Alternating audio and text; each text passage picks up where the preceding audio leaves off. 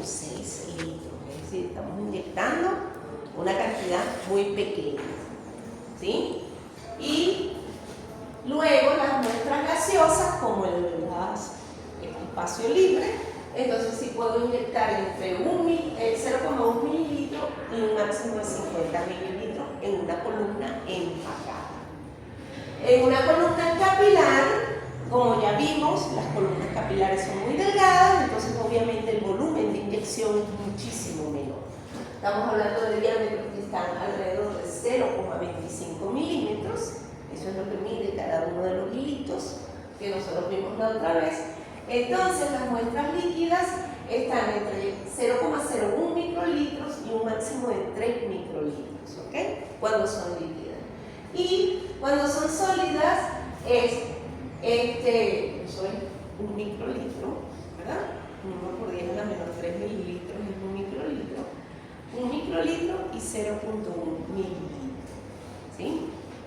Entonces, recuerden que los sólidos convencionalmente se disuelven en un solvente adecuado y se inyectan en forma de solución. Y cualquier sólido que yo vaya a inyectar tiene que ser volátil a las temperaturas que yo voy a trabajar. Pero eso me puede quedar pegado en la columna. Acuérdense que mi columna es un sistema de separación, pero no para retener nada. Yo no puedo tener nada contaminándome eventualmente la columna. Es decir, que por ejemplo, si uno inyecta un crudo, ese crudo tiene que estar súper disuelto en solventes, ¿sí? Para que cuando se separe no quede nada de ese crudo dentro de la columna. Entonces es muy disuelto, una solución muy diluida para que se separe bien dentro de esa columna. Y hay columnas específicas para eso. Bueno, esto es como se ve una microjeringa. Yo no tengo microjeringas así. Son muy delgaditas. El émbolo de una microjeringa es un alambrito. ¿Tú las has visto, no? Sí. Ok, esos son unos alambritos delgaditos que si se doblan matan la jeringa. ¿Cuánto está costando una jeringa ahorita? ¿No sabes? Como 70. Más o menos, ¿verdad? Me imagino que deben estar por ahí. Es decir, y esos émbolos son súper delicados, entonces uno tiene que tener mucho cuidado cuando uno usa una jeringa de cromatografía. Esta es una jeringa grande, mira que llega hasta 10 microlitros. Esto es un equipo antiguo, ahorita están más reducidos en tamaño, pero independientemente del tamaño, siempre va a necesitar una campana de extracción. ¿Por qué? Porque los papás no tienen campana de extracción. La cara que puso fue, ¿no? ¿En serio? ¿Por qué? Porque los vapores que salen de esa columna y de ese detector es todo lo que tú metiste. Y por lo general todo eso es tóxico y además están en solventes orgánicos que son volátiles, ¿sí? Entonces eso debería siempre por ley tener todo eso pegado a una campana de extracción. No me extraña, ¿sí? Que me la pasen. Pues si no es uno el que se está chupando todos esos vapores. Entonces, yo no sé si en algún momento, no creo, ahí en el laboratorio blanco hay un cromatógrafo viejito que a alguien se le ocurrió quitarle la tarjeta integradora hace como 30 años y bueno, más nunca. El cromatógrafo estaba intacto, no tenía, pero nadie podía resolver el rollo de la tarjeta integradora porque era un cromatógrafo viejo. Bueno, entonces nuestros principales componentes son el gas de acarreo, que por lo general utilizamos nitrógeno de muy buena calidad, 98-99% de calidad, lo cual implica que si tú compras nitrógeno al 97%, una bombona te salía en $12. Y si lo comprabas al 98-99 te salía en $25-30. La diferencia por ese porcentaje más de pureza. Y además de eso, uno le pone así como que un filtro a esa bombona, un filtro que es un desecante previo para que el gas que sale de la bombona pase por el desecante, cualquier humedad que haya en el nitrógeno se seque, ¿verdad? Queda retenida en el desecante y luego puede haber inclusive lo que se llama una precolumna antes de llegar a la columna per se, pero eso depende del cromatógrafo que tenemos. Entonces están los controladores de flujo, que son sumamente importantes, inyectores, puede haber más de un inyector, columnas, detectores y sistema de datos. Esos son los componentes principales de nuestro sistema. Tenemos que las necesidades o las características que tiene que tener el gas de acarreo es que, o el portador de la fase móvil, es que transporte los compuestos a través de la columna, debe ser químicamente inerte, no necesitamos en absoluto que eso reaccione con nada de lo que nosotros estamos metiendo en la mezcla, puro por encima del 99%, seco, y el tipo de gas de acarreo dependerá de la velocidad requerida para el análisis y del tipo de detector que tenga el cromatógrafo. ¿Ok? Los más utilizados son helio, nitrógeno, hidrógeno o una mezcla de argón con 5% de metano. Esos son gases de acarreo que se utilizan normalmente, ¿ok? No son los únicos. Con ciertos tipos de columnas y detectores se requiere el uso de un gas de complemento en el detector, que es lo que se llama un make-up. Make-up es un gas de maquillaje, ¿sí? Eso es lo que significa make-up, es maquillaje. Entonces es un gas de maquillaje, un gas complemento. El gas de complemento lo que hace es que hace que el sistema fluya mucho mejor. El sistema del gas portador por lo general tiene uno o varios tamices con el objeto de eliminar la humedad, y los caudales utilizados en columnas empacadas oscilan entre 25 y 90 mililitros por minuto. Caudal es el flujo que yo le ponga a ese gas o fase móvil. Y en columnas capilares entre 1 y 2 mililitros por minuto. Este es mi inyector. Mi inyector, aquí está mi gas portador, por aquí está mi jeringa. Esto tiene un septum. Un septum es esas ampollitas esas que tienen como una gomita arriba. Eso es un septum. Es lo que te permite el septum, que tú puedes inyectar sin que se te derrame el líquido. En este caso es exactamente lo mismo. Eso es una goma que cuando se inyecta, tú retiras la aguja y se cierra el sistema para que tengas la menor pérdida tanto de líquido como de gas. ¿Ok? Eso es lo que es el septum. Los septums se tienen que cambiar con bastante frecuencia, porque a medida que tú inyectas vas metiendo huecos y penetrando huecos hasta que llegas a terminar con un hueco.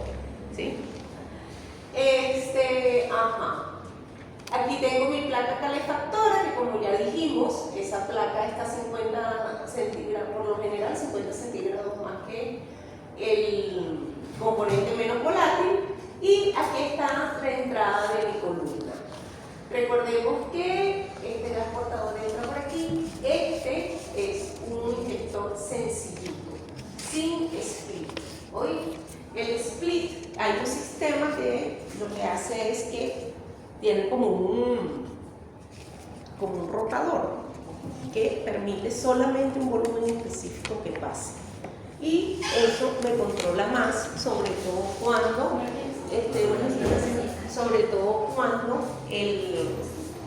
el volumen afecta mucho la cromatografía. Entonces, en este sistema con split, aquí tengo un regulador de presión, mi gas portador, entro en mi sistema, entran 98 mililitros por minuto del gas portador, y en realidad la columna, miren cómo baja la presión con el split. flujo con el split. Llega solamente 1 mililitro por minuto, ¿sí? Entonces eso me garantiza que siempre entre 1 mililitro por minuto. Aquí no, cuando es sin split, entonces el sistema todo lo que entra es lo que llega a la columna. Ok, la vaporización de temperatura programada lo pueden hacer inclusive en el bloque de inyección, pero esa la temperatura programada también la usamos en la columna. ¿Ok? En este caso, ¿qué es lo que es la temperatura programada? Bueno, que yo mantengo mi inyecto con una temperatura y ahí mismo comienza a subir la temperatura para que se vaporice si la mezcla contiene compuestos que difieren muchísimo en su volatilidad o en su punto de ebullición, ¿sí? Entonces por eso es que necesitas temperaturas programadas. Entonces se puede emplear en cualquiera de los dos modos del inyector y tiene la ventaja que se puede trabajar en forma isobárica e isotérmica, es decir, puedo trabajar con una presión constante o con una temperatura constante o empleando las rampas de presión y de temperatura. Todo eso es para lograr que mis componentes entren a la columna lo mejor posible, ¿sí? Y nuestro corazón del sistema es nuestra columna donde ocurre la separación de nuestros compuestos. Estas columnas, si son empacadas, por lo general la parte externa es de cobre, de aluminio, de acero inoxidable, vidrio, aunque ustedes no lo crean, o de plomo. Muchas antiguas columnas eran de vidrio y eran bastante gruesas, obviamente esas no pueden estirar ni colocar ni nada, son esas y ya está. El espiral no es redondo, sino que es así como más bien sí. Es como un zigzag, pero no con punta, sino redondeado, ¿sí? Es como un espiral, pero elongado.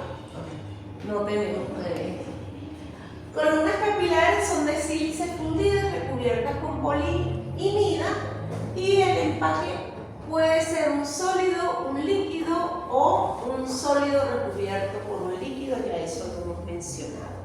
Si es un sólido recubierto con un líquido, lo que estamos hablando es de cromatografía de partición, líquido-líquido o líquido-gas, ¿sí? Si es un sólido,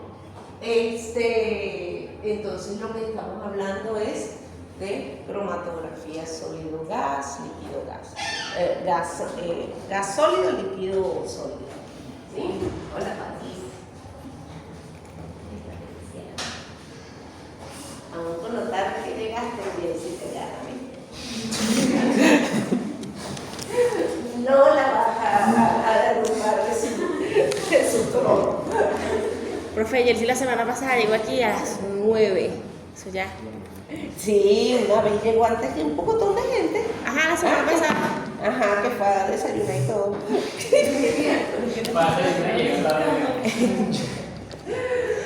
Bueno, así se ve una columna rellena.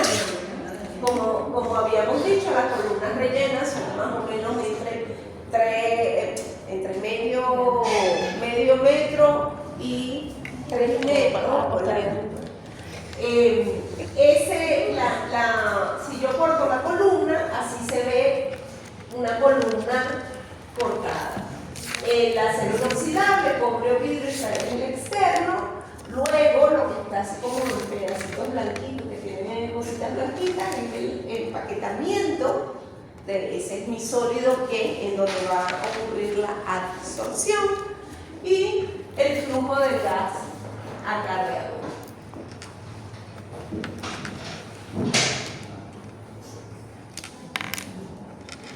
Simplemente para que tengamos una idea de cómo funciona esto, tenemos las dimensiones de una columna empacada que oscilan entre 2 y 4,6 milímetros.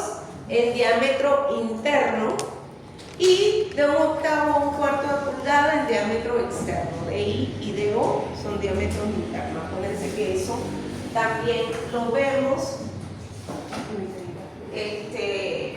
abreviado con este símbolo, ¿no? Que es con una teta, pero eso lo que quiere decir es el diámetro interno, ¿sí? Si ustedes ven este simbolito en alguna parte, lo que quiere decir es diámetro interno. Si ven este símbolo así, entonces es diámetro externo, ¿ok? Si no son garabatos, es información importante, ¿no? En cualquier cosa que ustedes vean esos dos símbolos, que tenga un hueco que sea hueco, el diámetro interno y diámetro externo. El externo es una raya que atraviesa, el interno es una raya dentro del círculo. ¿Ok? Ok, longitudes entre 6 y 30 pies. 6 pies son 3 metros, 30 pies son 15 metros. Yo nunca he visto una columna empacada tan larga, pero bueno, obviamente deben haber.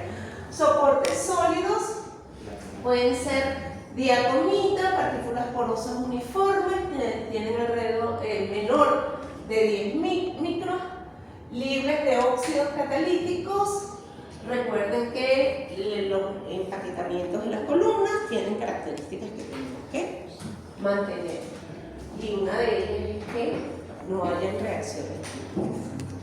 La fase tiene que ser térmica y químicamente estable, no se me puede descomponer con las temperaturas.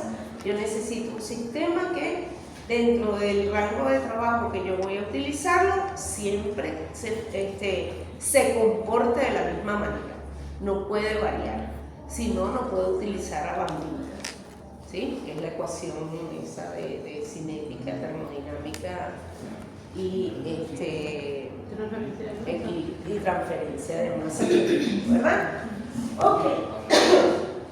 Por lo general, cualquier empaquetamiento de columna necesita que las áreas superficiales sean grandes. Mientras más área superficial yo tengo, más capacidad de absorción yo tengo. Entonces la columna puede separarme mayor cantidad de mezcla y pues no entra dentro de lo que se llama la sobrecarga. Entonces no mato el sistema cromatográfico. Ok.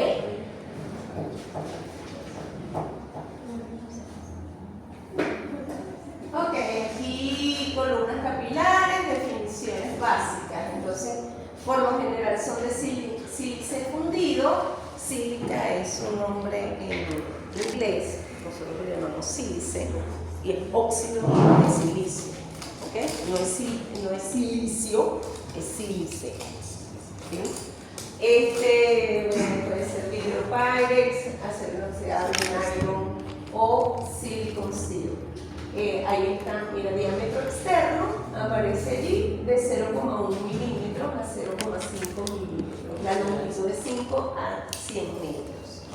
Una columna capilar sí he visto de 100 metros sin ningún problema. ¿Ok?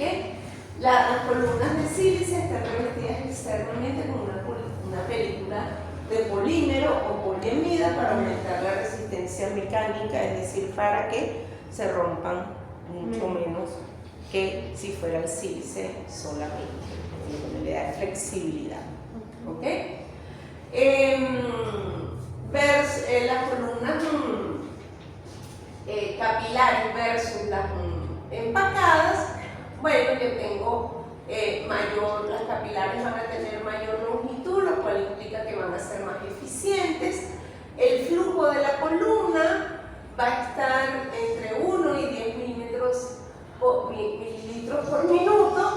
Control de elusión es más difícil y el volumen en los dispositivos tiene que tener el volumen de inyección, necesita un dispositivo especial de inyección siempre. Es decir, por lo general para las columnas capilares yo siempre trabajo con SPIT.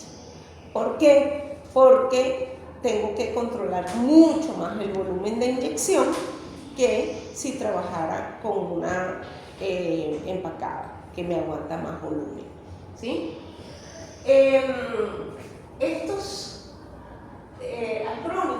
acrónimos que están aquí son muy importantes porque son la forma en que comúnmente se clasifican las columnas capilares.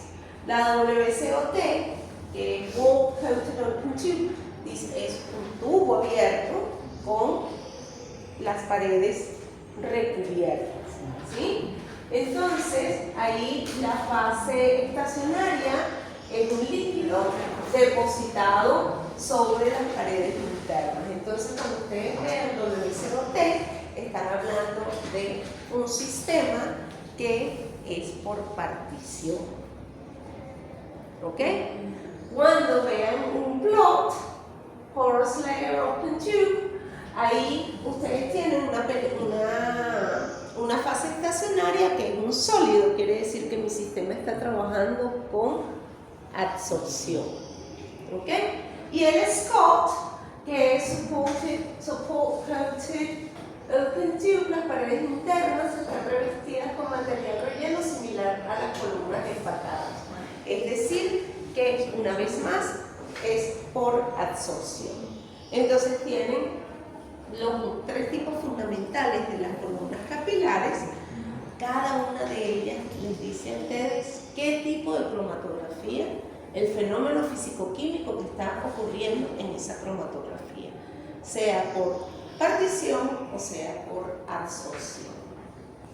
Eso es sumamente importante. Aquí están unos dibujitos, unos dime.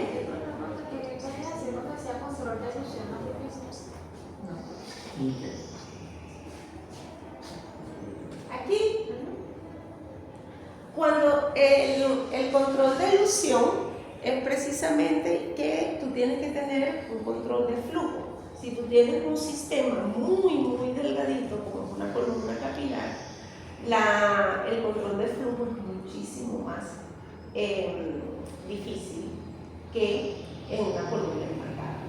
Tanto el control de flujo como el volumen de inyección de las columnas capilares necesitan su split.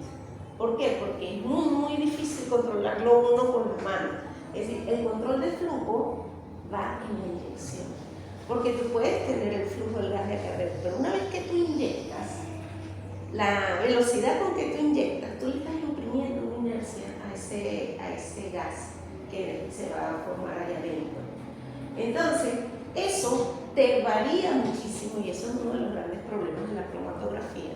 Y por eso es que no se utiliza nunca la altura de los picos para cuantificar nada.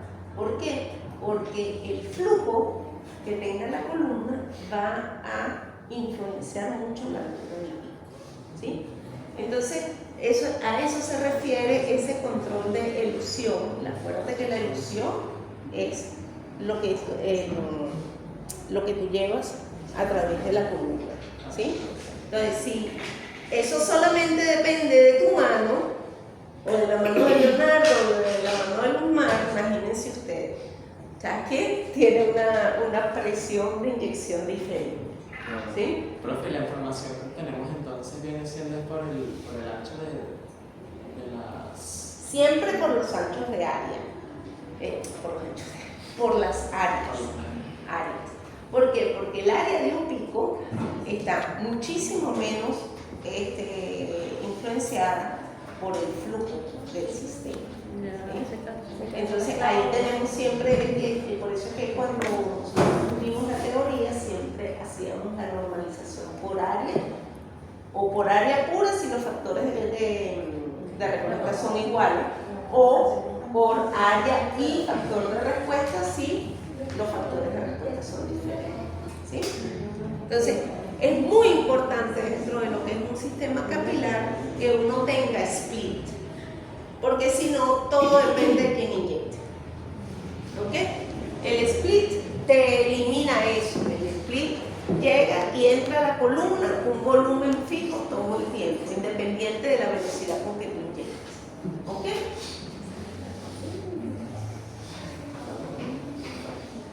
¿Está bien? ¿Entendieron todos esa parte? Ok. Bueno, esto se parece muchísimo a lo que ustedes vieron en la clase pasada, ¿verdad?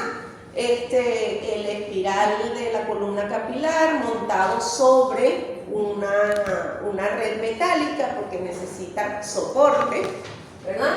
Y así se ve una columna capilar internamente. Si es la One Fallopian Tube, entonces yo tengo aquí el líquido soportado en el sólido, ¿ok? Entonces esta es mi fase líquida, entonces líquido-líquido o líquido-gas, entonces es partición, es por volatilidades, ¿sí? Mientras que cuando es absorción es por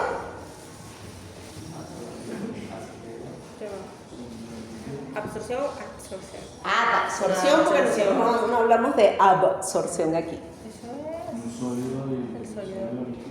Ajá, sólido líquido, sólido gas, ajá, pero ¿cuál es el fenómeno? ¿Qué es lo que genera esa diferencia en absorción?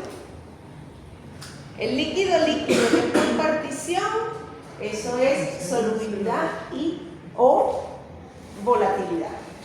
En absorción, la polaridad es lo que me va a generar la diferencia entre la fase móvil y la fase. Ahí tenemos que estar muy claros, ¿sí? Es decir, esto es una inyección de cromatografía en donde hay muchos detalles, pero algo tengo que evaluar. A pesar de que los LGTB tienen un supositorio de información, tiene que ir al cerebro y tenemos que evaluar algo de eso. Sí, entonces hay cosas que son muy fundamentales. Yo no les voy a decir de repente que es un WBCOT, no voy a ese nivel que sería absurdo. Es decir, pretender que ustedes se calentren algo que no necesita calentar. Pero sí necesito, y sí es importantísimo, saber cuando estamos hablando de una cromatografía de absorción, que una cromatografía de absorción en qué se basa, una cromatografía de partición, en qué se basa la cromatografía de partición, capa fina versus gases, columna versus capa fina, ese tipo de cosas necesito que ustedes lo manejen, ¿sí? Pero no puedo dejar de entrar en esos detalles porque además es una información que a ustedes les queda. Si elimino esos detalles, esto queda hueco.